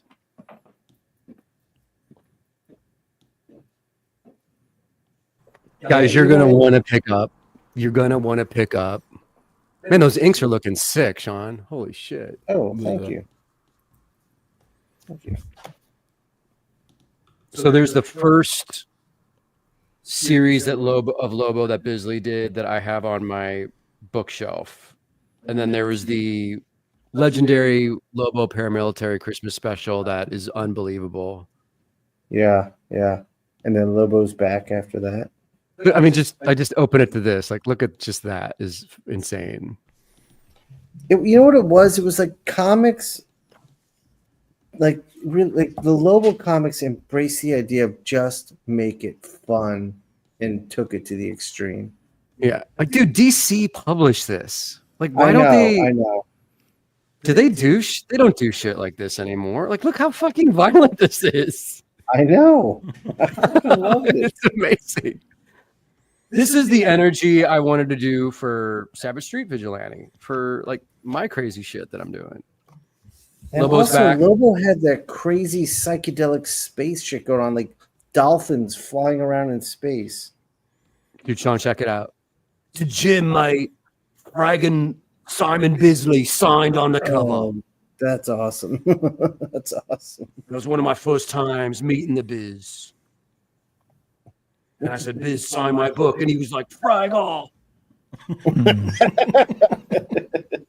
Again, this is like out of Faust or something. There's body parts. I know. I loved it. You had to so Shawn asked Unbelievable. earlier, or was it you, Jim, that said like, why don't they make stuff like this anymore? I think you have to have the people internally who would love to who love ushering in things like that, right? Yeah. You have to have an advocate for it internally, or else people just have a tendency to just do what's been working, right? I think of that era of comics. What is that? That's the late 80s. Right? Late 80s. That makes a lot of sense. Early 90s. Because like that's like the era of comics in which they were bringing in things like, what is that that fully painted orchid book that came out from Vertigo? Black Orchid. Dave Black McKean. Orchid, right? Like, so it's those kinds of things where people were abdicating. Let's try this. Let's put full value into graphic novels, Right. Dude, look. And by the way, this isn't Bisley. This is Martin Emmond, you guys. Yeah. Rest in peace to him. But if Dude, you don't his have stuff this is one shot, amazing. Lobo and Dead Man, this cover alone, and then look at that shit. Yeah. That is ridiculous. Wow. Look at this stuff. So yeah, Martin, I did an entire episode about him on Cartoonist Kayfabe, and it's me and Ed and Jim talking about his comic book White Trash that he did at Tundra. But we also briefly cover this book, and Lobo in the chair. This is also Martin Emmond. And this is his pen and ink work. Dude, that cover that you took to that issue is insane. Yeah, man. And then he also did Lobo Cop. The one shot that, I mean, again, DC used to publish books like this. They used to try stuff. I don't know what happened, but Well, I'll tell you what happened. They made Lobo a pretty boy for a little while and lost the whole character. that's true. Yeah, he was like a sensitive emo Yeah. guy. Yeah. No. Yeah. In the Yeah. early 2000s, was that? Yeah. Jamie, can you pull up an image of that? Can you find an image of Yeah, that on it's Google? so bad. Sensitive Lobo. Look at that, Shawn. Oh my god, dude, that's so cool. Love it. Batman Lobo. This is back to Bisley. Look at Dude, that cover. how do you have Hitman Batman Lobo, that series? I don't. I need to get that. That was amazing because that was Garth Ennis writing it. Yeah. Yeah, I'm missing that one. I need to get that. Do you have Infanticide here? I was just going to show that. So issue I one, love this stuff. this is, I'm assuming Bisley wasn't available to do this series. So Keith Giffen is so good that Keith was just like, I'll just do Bisley. I'll just do my version of Simon Bisley. And then this evolved into his style that he did Trencher in. Right. Yeah. Oh, Trencher. Yes. But this isn't quite the Trencher insane style yet. This is Giffen doing Bisley, Right. which is an awesome thing to behold. Yeah, it's really amazing. But yeah, this is why I gravitate toward the character. The character is great, but I think the people that have been able to work on him make it that much more special. Oh yeah, you removed Bisley from the equation originally, and it's not the book that I fell in love with at all. Yeah. It wouldn't be as interesting or crazy. When did it turn into that Lobo? Because I was looking up reference, knowing I was going to be on the show. And there's a version of Lobo that was just like, that's unrecognizable. That's You know what the I'm one talking we're about? talking about. That's the emo That's what- Lobo. That's what we're talking about. The which? The emo one. No, not the most recent stuff. Not on the relaunch. I don't know that one. I'm talking. Oh, you're like talking about Legion of his very Superheroes. yes. Yeah. That's his very first appearance. Yeah. He did Bisley's the one who turned him into this. Yeah. Into the crazy. Oh, I didn't know that. Is that true? Yeah. Crazy. So, but no, Eric, you're right. Because when he first showed up in Legion of Superheroes, he was kind of a crazy alien type guy, but he wasn't the biker, spiky haired, insane bruiser that Bisley turned him into. Right. A lot of people saying Omega Man. Omega Man. That's Was it right. Omega Man? Yeah. That's right.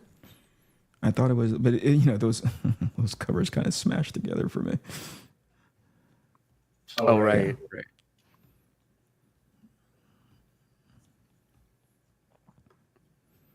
But man, the history of the character, super interesting. Yeah, I'm not going to bring anything new to the table. Bisley was my contact drug for Lobo. Yes. Yeah, I mean that defines the character. Yeah. Mr. Yeah, without the bid. One in the chat says he's got a bunch of original Lobo pages. What? Who Says does? he's got a Batman Lobo page framed right in front of him. What? Oh. What? Ewok has that? Apparently so. Oh, damn. We're gonna need to talk, buddy. Sounds like a threat. Yeah, I think we're good. Oh, no. We gotta stop by Ewok's place and check it out. Yeah. And guys, if you're not following Ewok on Instagram, please go do so. Graffiti artist extraordinaire. Oh man, so good. I didn't know. I just found out last week he did the back cover to Fun Crutcher Plus. the Complete Flow album. Oh, no kidding. Yeah, I saw him in Ewok was in an interview, so I DM'd him. I was like, "You did that?" He's like, "I got stories, bro." Yes. Dude, he was telling me stories of being in D&D studios with Gangstar back in the day. Oh, nice. Yeah, that's amazing. Yeah, that's insane. Let's Ewok, we need a comic book about that, about your real life adventures. That's history right there.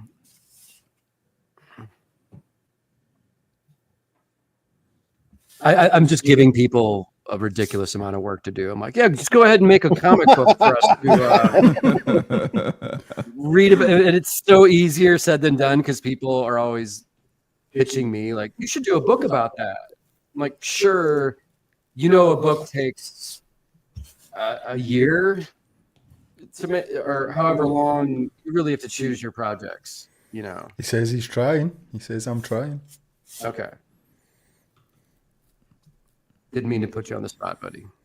And before that, it was like, we're coming to your house to look at it. Right.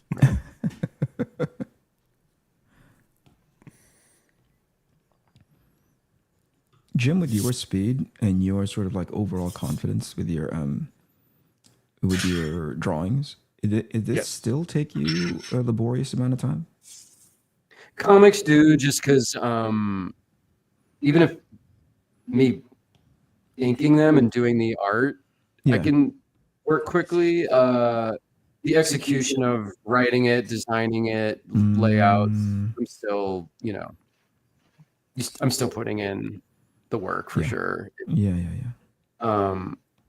Once I get going, man, and I feel good about it, it moves, and I can, easily pencil and ink maybe a full page a day. Sure. But it's the setup. It's getting going and storytelling, layouts, finding the direction, and Yeah. It's a lot, as you know, I've seen man. You crank, dude. And if I could just have a third of Jim's speed, this book would never be done. Right. You know what I mean? You're super fast, man. And I think it's got a lot to do with the nature in which you are like comfortable with just putting a form down. I don't think, correct me if I'm wrong, right? There's a general concept of accuracy when you're drawing, but you are not disturbed when it's not exactly that thing. Do you know what I'm getting at? Completely. Okay. Yeah, completely. Oh, that's so cool. Because I don't think I would ever get anything done. Yeah. I think I got lucky. I've said it before, but in art school, being around Mike Huddleston and Nathan Fox and seeing their level of technical ability, their accuracy, kind of what you're talking about, Eric. I sort of realized early on, I'm not ever going to have that. So what am I going to do? Right. Wow. It really so that was part of your formative time. You were like, listen, that's not going to work for me. It's, holy kind of made me panic in a way, because being roommates with Huddleston, I was seeing his art every single day. So, and even though he's 2 years older than me, I just sort of knew like, well, I'm not going to be able to do that. So how am I going to survive? What am I going to do? Yeah. And Nathan was my age and was in my class and was the star of my class. And even him, looking at his work, like, well, I'm also not going to be able to do what he does. So again, what am I going to bring that allows me to stand out, allows me to make my mark, but I'm glad that I had that. Those guys scared me into a style in a way. Yeah. There's a generation of artists, and I think you guys can relate to this, but at some point in your maturation process, do you guys find that relevancy is near the top of your, list of like, how do I be relevant?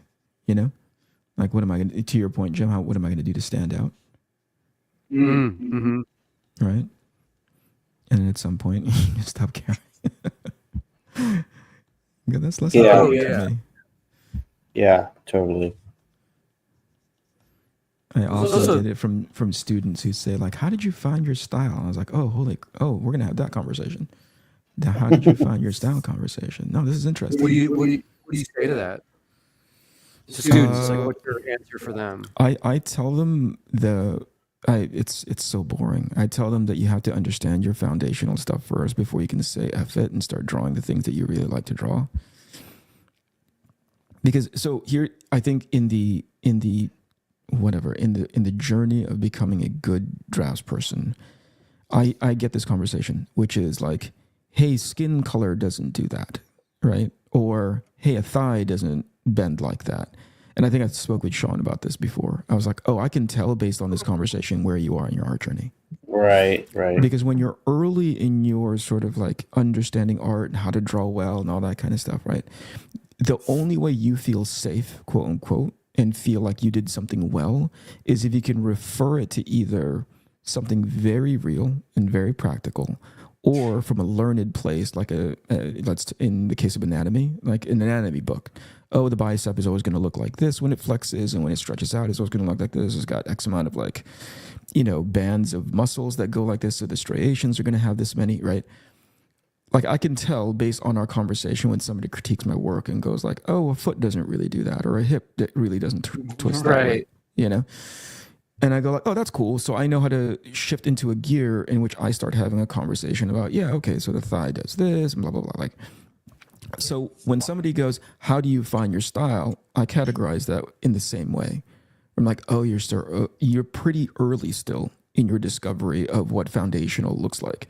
Because as soon as you get through foundational stuff, to the point where you're bored with it, somehow, somewhere around there, and maybe even earlier, leading into that place of like, I'm comfortable, I'm bored, right?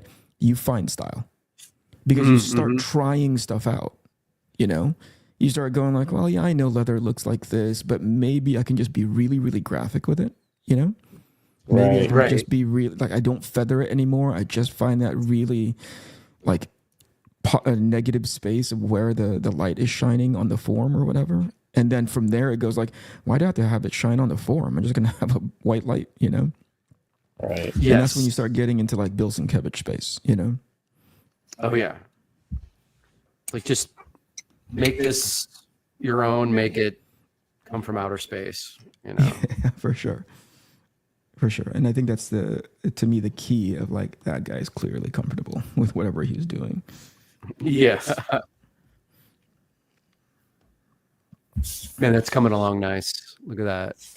Dude, that's incredible. There's some rage in that piece. Oh, guys. Eric, do you feel like Lobo is expressing your inner anger? Are you able to express? Am I able to? Maybe that's why people like Lobo. It you can express your inner Gonzo anger through him as a character. If you think about that era, it was so perfect for that version of Lobo, right? Completely. Because it was just like irreverent and whatever works and everything is fun and we don't care about stuff that's worked in the past and just draw whatever the hell you like, and then you put Beasley on it and you're like, yeah, okay. I won't do the accent, but like, okay, Jim, how would he say it? What? How would Beasley say that? Oh. Uh-oh. You're putting me on the spot. Like on the spot. I can't do it on the spot, mate. Crystal boy. I can't do it on the spot. I ain't no bleeding clown at a kid's birthday party, mate. I'm the fragging biz. I don't take requests, mate. The percentage of this show that is about accents is just slightly increasing every episode. Insane. Jamie, that's my grand design. You guys give them positive reinforcement, Jamie. Dude, if my biz impressions ever get directly to the biz, I might actually be in trouble. No, is he that guy? So Biz, if you are seeing this, I'm sure you're not, but You're one of my favorite artists ever. Fucking love you, dude. No disrespect. Don't kick my ass next time you see me. Shawn's gonna have to do one of those disclaimers one day about me. That's true. That's true. Jim, do you remember at Lake Como when we were in the buffet line between Oh my God. Biz and Kevin Eastman? Yeah. What a glorious night. Eric Yeah, was there it was too. It was the opening reception. Yeah, I didn't hang out with you guys all that much. Everybody was dressed up and looking classy and sexy, and there was like waiters in tuxes serving us caviar. too and much. Champagne flutes. It's too much. But yeah, that was the shit, man. We got in line for food and we're so hungry, and then all of a sudden we're talking to Eastman, and this is like a great moment. And the Biz just walks up. Yeah, it was incredible. Wow. I couldn't believe what was happening. And then we met Milo Manera and Liberatore. Dude, that moment, I still can't believe I did that. We became best friends with them. Did you really? No, so we were. Remember that table that everyone started drawing on? Sure. So we were in front of the table, and Milo Manara was drawing, and then he stopped and he looked up, and I was like, I'm gonna get a picture of me with Milo Manara and Jim. So I tap him on the shoulder and I hold up my phone for a selfie, and he smiles. And then he puts up his finger, goes, wait a minute. He turns around, he grabs Liberatore. And so we have our arms around them. We're all smiling. It looks like we're all friends. They have no idea who the fuck we are. Dude, it's a perfect photo, and it just looks like we've all known each other for 20 years. It's amazing. That's kind of sweet. It's super sweet. And they were awesome. They were super awesome. We were completely starstruck by that. And even when we got back to our Airbnb, like at like 3 a.m, Shawn and I were like upstairs in the house, like little kids, and Dave Johnson was the adult and had like the bottom basement, the main level, and was asleep. And Shawn and I are like the kids upstairs and getting ready for bed, like in our little kid pajamas, and I'm like, I just can't believe that we hung out with Milo Manera and Liberatore. I can't believe it. And Shawn's like, I know, man. This is insane. We're in Italy. Like, we're eating caviar. All our dreams are coming true. I'm the dream maker. Dude, I mean, this is what happens. I don't know what happens on this show, Jamie, but back in the day, when I would hang out with Shawn and the Italian guy, this conversation wouldn't go very far, because I'd hear things like that about like Dream Maker, and I'd be like, that's got to stop, But on this show, I'm trying to be really respectful because I'm a guest. We appreciate you dealing with the It's really responsibility. difficult. It's really difficult. I know. It's a lot. You're a class act, Jim. The other guy, slacker. By the way, Are people still here? I was going to say, Shawn, Ewok says he sent you some DMs, some pictures. Oh, okay. Let me look. It's got the original art in there. Oh, okay. Now we're talking. We get to see the. Jim, Skip Edwards is asking, are you using a correction pen for art? Yes. You That's can what use I it. mean, right? Like that's Jim through and through. Like that, whatever works. Does this work? Okay, that's what I'll use. Dude, Respect, I'm Jim. looking at the Batman Lobo page, but it's a video, and I can't download it. But I did download a picture of the Batman Lobo page. I'll send it to you right now, Jamie. Send it to me. So he's got numerous originals. Well, no, one was a video of him zooming around the page, and then the other was a fucking video of a Bisley painting Oh, Respect. that I really wish I could save. I'll worst take a case, busy. Shawn, I was going to say you could hold it up Here, to the here. camera. Worst case. I'm trying. Give me the. It's hard to see because it's dark, but yeah. Oh shit! Okay, Trying to see it. Yeah, it's sick. I recognize that image. Yeah, it's a very recognizable piece. Says he's got tons. Tons?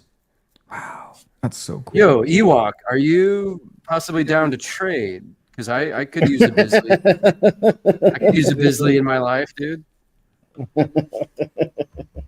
My birthday is at the end of the month. Is it really, Jim? It is, but let's not discuss it further.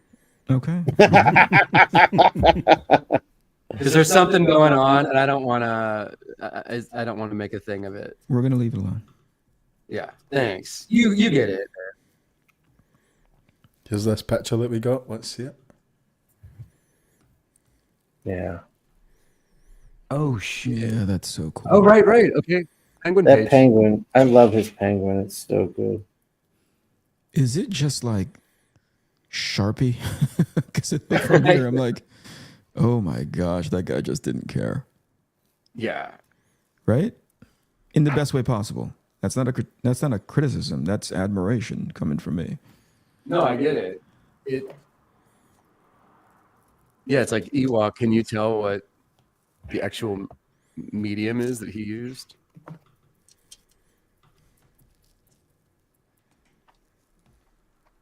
Great page though. Thanks for sharing. Yeah. Man. That's awesome. Yeah, really great. All right, guys. I think it's almost time, guys. We got like 5 more minutes. Ewok says that page feels like rapidograph. I don't know. I never know how to pronounce that. Okay. Rapidograph. Wow. Videograph, yep.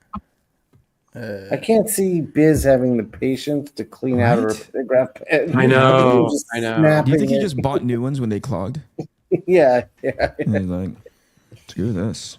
Or he It just is. started dipping them. He just started dipping them in the inkwell when they were clogged, treating them like nibs. So it's this page.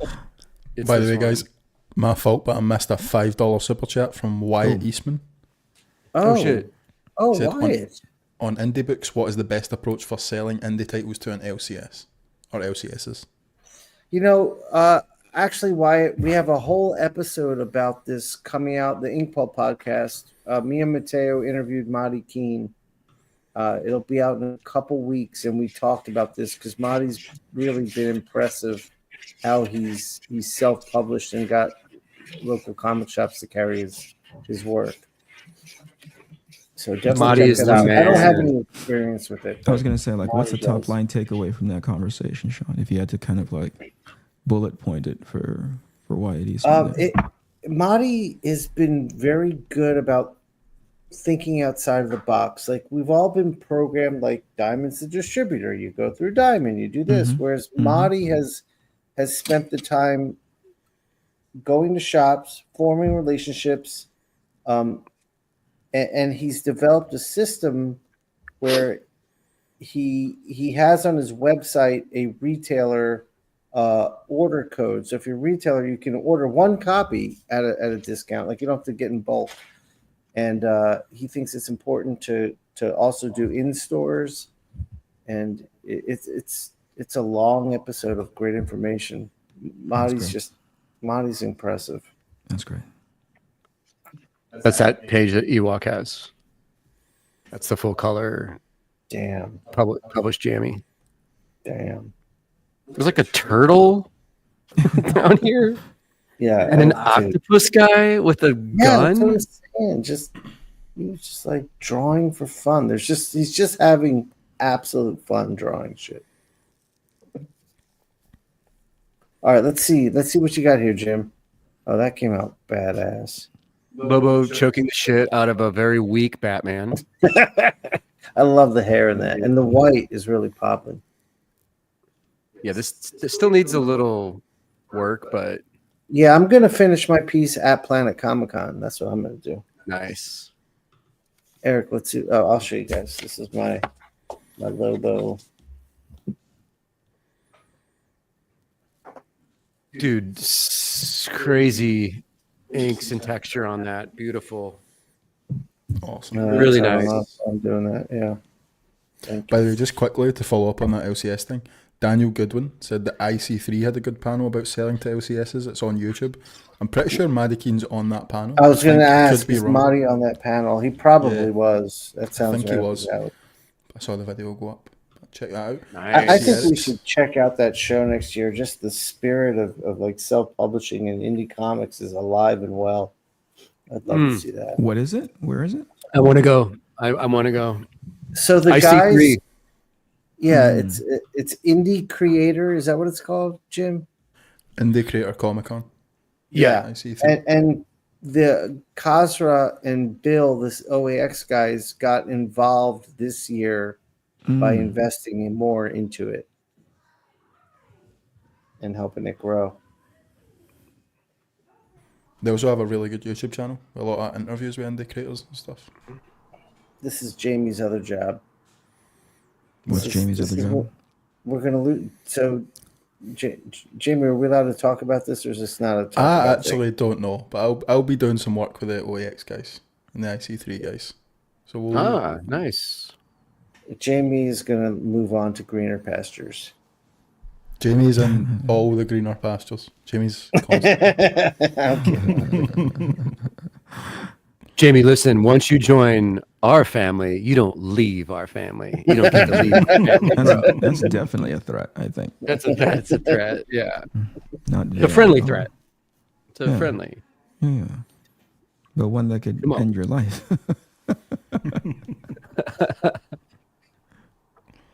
All right, boys. We should probably call it. What is it? Is the sun coming up, Jamie? What It's time actually is it? only 1 a.m. I'm getting the benefits of you guys being in daylight savings right now. Oh! It works in your favor now. Okay, I see. Hell yeah. Guys, if you are in Kansas City Friday, Saturday, Sunday, cruise by Planet Con, say hi to Shawn and I. Gonna be a great time. Yeah, and guys, all the Inkpulp people, Sunday at 3:00, we're going to do the group photo. Stop by Jim and I's area. We've got free stuff to give to you. And then if you come back for the photo, I've got special free stuff for you then too. Different stuff. And I got new stickers. I got new prints. I'm going to be finishing this Lobo. And I got artwork. And I'll be kicking it with Jim. We're gonna have special chicken strips. Available to the people. I was not informed of the chicken strips. We're bringing chicken strips. We got barbecue. We got artistry. We got comic books for sale. That's so funny. Eric Canete, thank you so much for joining us. Of course. Yeah, thank you, Eric. Gentlemen. It's a treat having you on board. Jim, thank you. Appreciate it. Thank you. Love Actually, seeing Eric, your let work. me see your piece one more time. I got a question for you about it. Okay. Are you gonna color on top of the red, or is it gonna be like a red tinted piece? No, that's I'm too lazy for that shit, man. Come on. Okay. All right. Beautiful. It looks great. It's beautiful. Yeah. It's actually being overly saturated on screen right now. I'm sure. Yeah. I know how Anyway. much you hate saturation. Eric, come back. We'll do a big booty Black Widow theme show. Let's do it. be the Consider next me one. here. Yeah, we'll mark that. Dude, on the calendar. okay. Speaking of booty, oh shit, I can't remember it. I saw this hilarious country song. Oh, it was honky tonk booty, something like that. Like it was so bad. That's an incredible title. That's an incredible title. Honky tonk booty. Honky tonk booty. Yeah, I think that's what it is. Okay. Guys Yeah. in the chat, thank you so much for joining us. Everyone who watches this after the fact, thank you so much. You're all beautiful. Yes, thank you guys. Thank you. And we love you. Yeah. Inkpulp loves you. Good to go. I'm just gonna keep doing this until Jamie fucking shuts the I'm shit never off. gonna end it.